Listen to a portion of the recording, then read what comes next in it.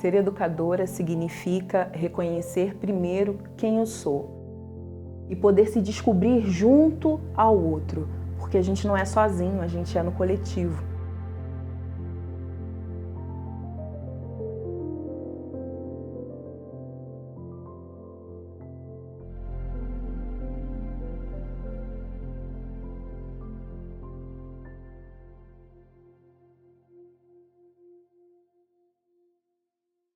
Sou uma pessoa movida pelo afeto, gosto muito da ideia do coletivo, da comunidade e sou implicada desde muito cedo com as pessoas, com a relação que eu tenho com o meu território, com a possibilidade de ser livre e amar no lugar onde eu estou vivendo e no lugar, sobretudo, de onde eu venho.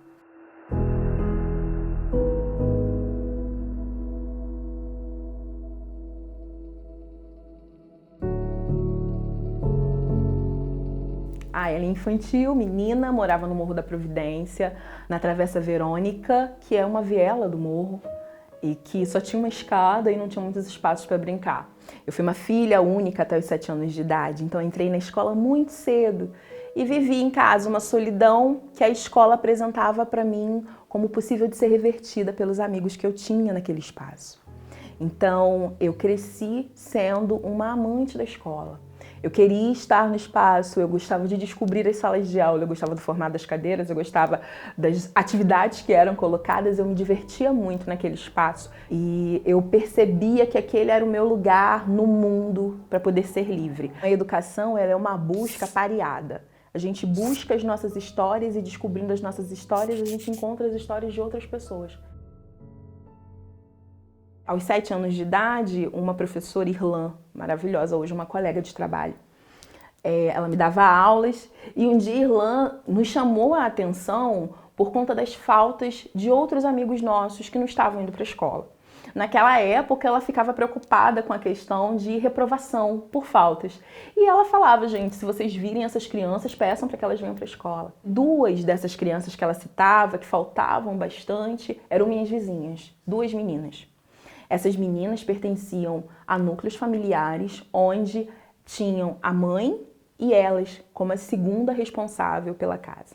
Eram meninas de 8 anos de idade que tomavam conta de 4 irmãos, 5 irmãos. Elas não podiam ir para a escola porque elas precisavam cuidar dessas crianças. E aí eu tive a ideia de começar a trazer os trabalhos que minha professora passava para dentro da minha comunidade.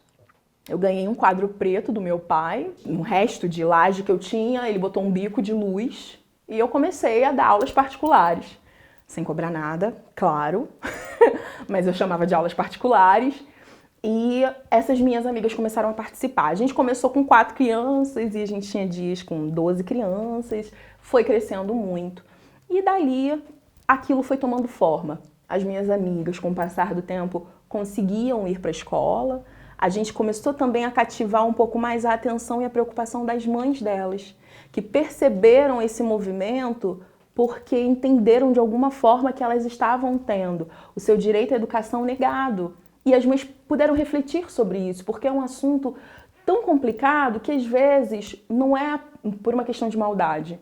Acaba acontecendo por uma questão de necessidade. Meus professores e professoras já vinham percebendo que eu tinha essa questão de estar perto das crianças.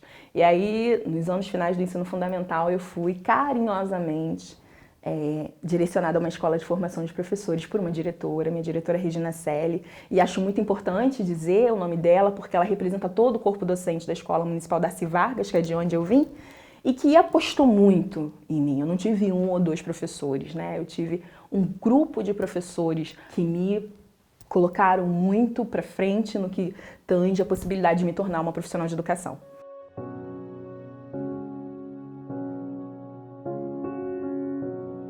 Então eu fui para o ensino médio, mas no ensino médio eu queria muito também, como eu falei da Regina, trazer um nome hoje que eu acho que é importante, que é um professor chamado Mário Sérgio Souza. Um homem gay, professor de biologia que tratava de questões que ninguém queria tratar na escola com adolescente. Falava sobre as questões de sexualidade e trazia pra gente um lugar de liberdade que antes sempre nos foi negado. Então ele foi um professor incentivador, ele foi um professor que conversou muito comigo. Eu tenho essa memória dele E é uma memória que me impulsiona nos dias de hoje. E por ironia do destino, foi depois, no ensino superior, um outro professor também de ciências biológicas que me segurou no colo e falou, vamos embora, foi o Celso Sanches. Então, esses encontros com esses profissionais de educação puderam também me possibilitar ser a profissional que eu sou.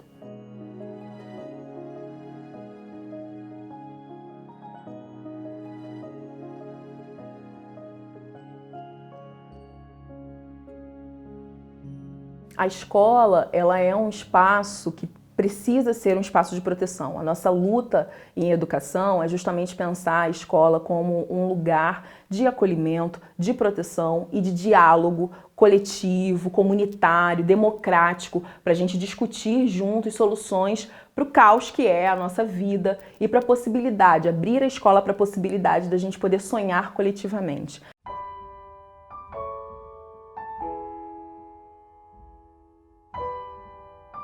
A escola, ela é um espaço de encontro das diferenças e dos diálogos, de mediações com relação a essas divergências que são tão comuns à vida humana. Acredito também que a escola, ela pode vir a ser um lugar que assegure a memória social de maneira democrática, compreendendo o território no qual ela está inserido, compreendendo as narrativas da população que ela atende e também abrindo-se para uma perspectiva de construir coletivamente, no diálogo com essas pessoas que estão também fora dos muros escolares, mas que fazem parte das educações desse lugar onde a escola está inserida. A escola precisa ser, para além desse espaço que a gente reconhece, né, como espaço dos saberes, o espaço de produção coletiva de conhecimento, democrática de conhecimento, onde a sua história importa tanto quanto a minha.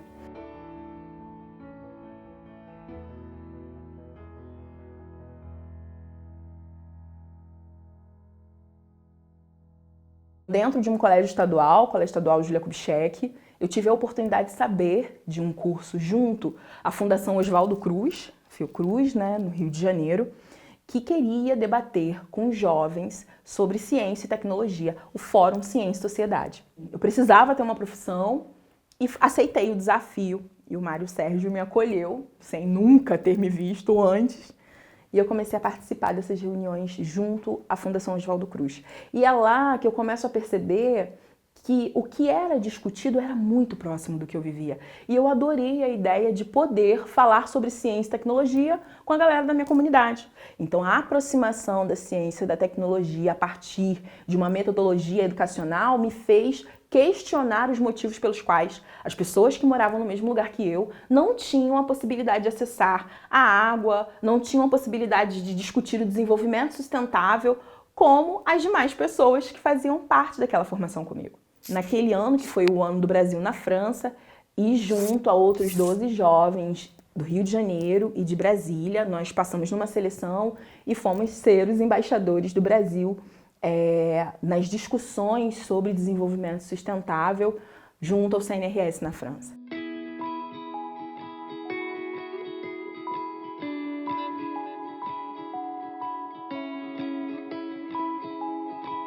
Essa experiência para mim, ela foi um divisor de águas, não por eu estar na Europa, mas por entender a possibilidade de discutir assuntos que atravessavam a minha vivência com pessoas que estavam querendo de fato discutir.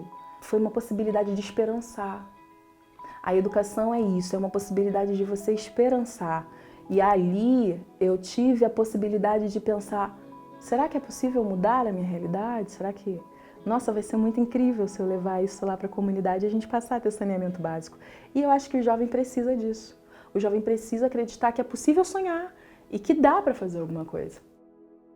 O processo de maternar, o processo de gerir, né, duas vidas, eu sou mãe de gêmeas, também me trouxe esse desafio de trazer para dentro da minha casa uma escuta sensível e atenta para os desejos e sonhos das minhas filhas. Então, a minha filha foi trazendo os questionamentos e eu fui levando esses questionamentos não para a universidade porque ela tinha resposta, porque a universidade ainda não tinha, mas para o movimento negro que existia dentro das universidades. O Coletivo Negro Luísa Marim, do qual eu também sou cofundadora, ele foi um dos espaços que me forjaram para compreender que a naturalização da violência para grupos negros favelados, como o que eu fazia parte, era algo muito normal na sociedade brasileira.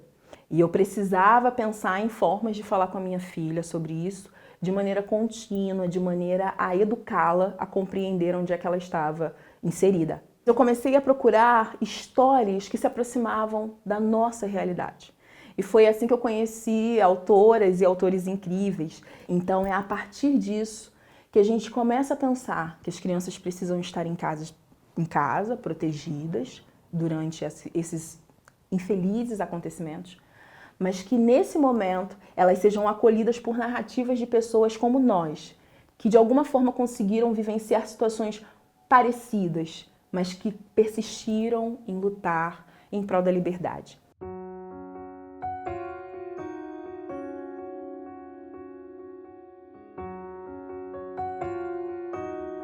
O Pretinhas Leitoras, ele nasce de uma vontade de transgredir a forma com a qual crianças pretas e favelizadas são educadas com relação aos seus afetos. Ele traz a possibilidade da gente querer a liberdade, e da gente querer a liberdade de forma amável, de forma orgânica, trazendo para a sociedade que é direito dessa criança preta também estar na rua, acessar a cidade e ser quem ela quer ser. E ter direito ao brincar, e ter direito de estar na rua como outra criança qualquer, branca sobretudo. Poder correr, poder sorrir, poder entrar nos museus, nos espaços públicos com tranquilidade. Acho que ele vem de um desejo genuíno da infância de ser livre. E aí a gente entende que para ser livre é preciso mexer nessa realidade do cotidiano que está mostrando para a gente que nós ainda somos enclausurados. Então é preciso que nós pensemos maneiras de trazer esse grito de liberdade desde a mais tenra idade. E o Pretinhas, ele possibilita isso. Um grito de liberdade baseado na história coletiva, comunitária, a partir dos acenos de pessoas que são mais velhas do que a gente, e sendo falado por pessoas mais novas, por pessoas que trazem pra gente uma possibilidade de seguir esperançando. Então, a liberdade é isso, é uma luta contínua que a gente vai se comprometendo no decorrer da nossa vida.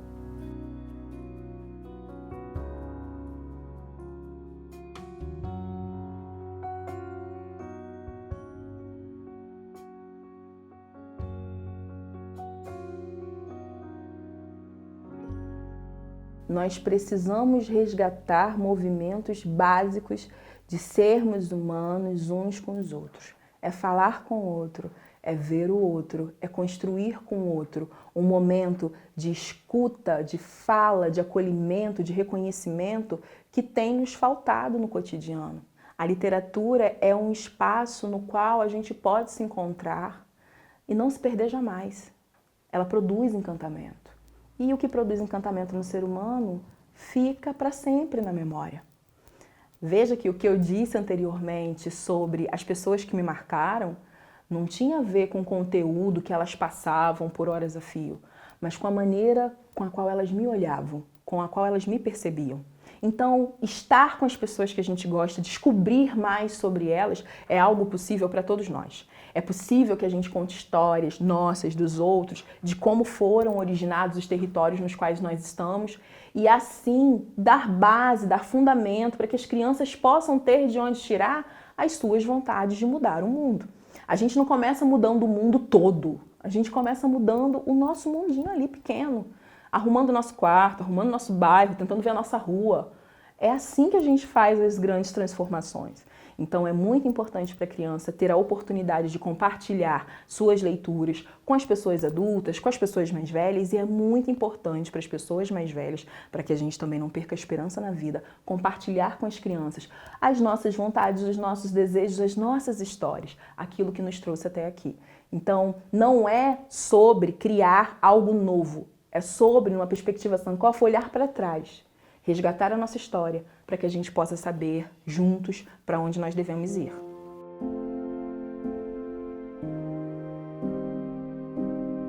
Acho que a escola dos sonhos, ela é uma escola que olha a vida e pensa sobre ela.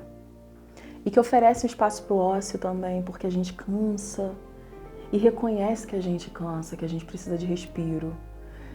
E que a gente pode ter dentro desse espaço o colo das avós que estão nas portas das escolas hoje levando seus netos. Por vezes não vivenciaram um espaço escolarizado porque tiveram que trabalhar. Eu acho que a escola aberta, ela é uma escola que precisa se preocupar com a ciência, mas também com uma ciência que possa atendê-la. E com uma ciência que possa atender ao mundo. E aí a gente conseguir partir do micro para o macro, dando sentido à nossa existência junto ao outro. Eu penso que essa escola, ela precisa muito escutar com o coração aberto às crianças e aos mais velhos. Precisa conhecer os territórios onde elas estão. Então eu convido todos os profissionais de educação, as profissionais, a subirem os morros, a olharem como é que se dão as instalações elétricas, a pensar em projetos coletivos que chamem as empresas responsáveis por isso, por esses serviços, a visitarem esses lugares. E que pensem, claro, na importância da gente discutir o mundo, mas sobretudo na importância da gente visibilizar a visualização do que nós temos hoje. Olhar para aquilo que nós somos, para que a gente possa construir um futuro real, possível, que não seja só baseado numa hipocrisia de que nós somos crianças e a gente vai crescer e vai salvar o mundo. Então acho que a escola dos sonhos é essa, é uma escola que luta por liberdade, mas que luta por liberdade com muito afeto, né? E que marca para sempre os corações e as vivências das pessoas.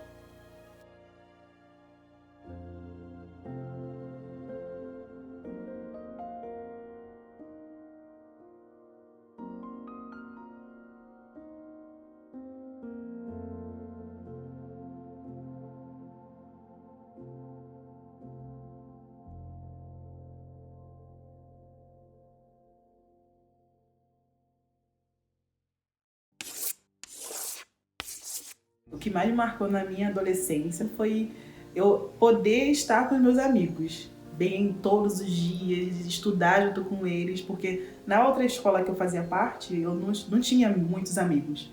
Então, o que me fez guardar para minha memória, guardar no coração, foi a amizade que eu tive e estudar junto com eles. Professores que pareciam comigo. Eu tive uma professora linda, maravilhosa, negra. Cada dia ela chegava com um cabelo diferente e eu ficava assim, meu Deus, ela é maravilhosa. E isso me marcou muito, porque foi um momento que eu estava entendendo quem eu era, começando a entender quem eu era, e a escola me trouxe isso. A escola me trouxe essa parte boa de entender quem eu era, de ter amigos para estudar, de ter pessoas junto comigo, porque eu sempre me senti muito excluída. Então, nessa escola que eu estudei na minha adolescência, eu me senti muito acolhida.